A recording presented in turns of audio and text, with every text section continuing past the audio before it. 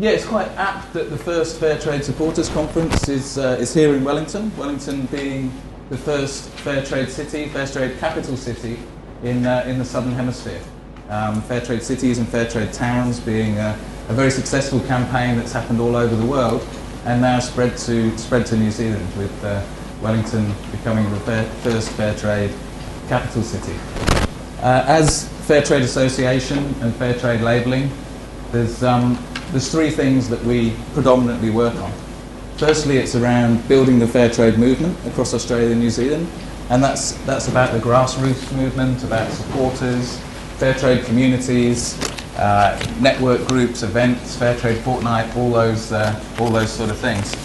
The second thing that we concentrate on is building the Fairtrade market, building the market for Fairtrade products across Australia and New Zealand, particularly Fairtrade certified products, and then obviously the benefits of that flow back to the producer organisations all over the world. And we have a representative from one of the producer organisations that we work with us here today to give you a bit more of an insight into the producer side of the equation. And then the third thing that we do is, because of our unique location in this part of the world, is we do a lot of the producer support work for Papua New Guinea and the Pacific region, and really trying to spread the benefits of fair trade to the regions in this part of the world that need that sort of support. So just quickly before we start, I mean, we've had a very successful last couple of years as Fairtrade. The Fairtrade Association began in 2003, and Fairtrade labelling was established in 2005. So just a few short years ago, and in the last few years, and particularly over the last 12 months, there's been some fantastic successes for Fairtrade. When Fairtrade started in Australia and New Zealand with the certification system, Trade Aid have been doing Fairtrade in New Zealand for more than 30 years, but in 2005 we started a certification system and a label here that had begun in Europe and in different parts of the world, whereby companies could buy Fairtrade, could sell Fairtrade products with the Fairtrade label on, and that label then gave a guarantee to consumers that Fairtrade standards have been met along the entire supply chain.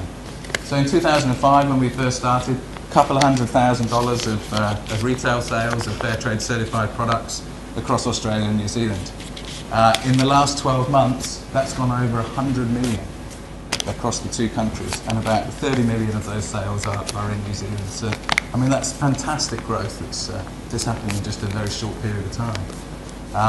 In the first year when we started, we tested the recognition of the Fairtrade label in New Zealand, and it was this label here, and this was it was about 2% recognition rates at the time. This year, after Fairtrade Fortnight, we went out with some market research. 51% of people in New Zealand now recognise this label. That's more than half of New Zealanders now recognise the Fairtrade label, and can also demonstrate some understanding of what that label means and what Fairtrade means. So I mean, that's a fantastic growth in people's awareness, and you know what we've found is more and more people are becoming interested in where the things they buy come from, who along the supply chain is getting paid for those products, you know, what's the environmental impact of the way things work, and this whole change in people's perception of the things they buy and the things that they want as a consumer is really driving things like fair trade, and then ultimately the benefits to the producers in the developing world. Some of the other great successes of the year. Globally, more than $25 million in fair trade premiums has gone through to coffee producers all around the world. Will's cooperative in Costa Rica, Topa Agri, being one of those certified coffee producing organisations. We have a scheme for fair trade workplaces. Fair trade communities is the overarching scheme, of which we have fair trade cities. This year, Dunedin and Wellington both achieved fair trade city status this year, and another part of that is the fair trade workplaces scheme. BNZ became the largest fair trade workplace in New Zealand, with more than 5,000 employees and 200 offices across New Zealand.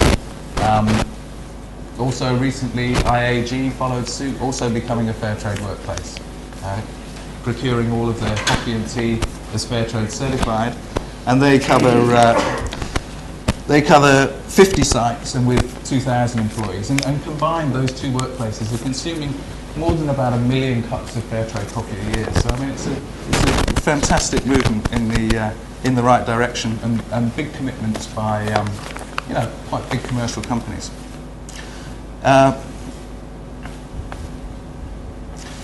And all of these things wouldn't be possible without the contributions that we have from our partners that we work with, organisations like Oxfam, like Trade Aid, like World Vision, Global Poverty Project, Salvation Army, organisations that have come together under the banner of the Fairtrade Association to promote fair trade and to promote the benefits to producers from consuming fair trade products. Also, an event like this wouldn't be possible without the support of NZ Aid and also Wellington City Council that have contributed to making this all possible today. And I think more than anything else, it's the supporters like yourselves that have really made the difference in the successes that Fairtrade's had over the last 12 months. And it's the people who have the commitment to go out and support Fairtrade and pioneer it with their families, in their workplace, telling their friends about it.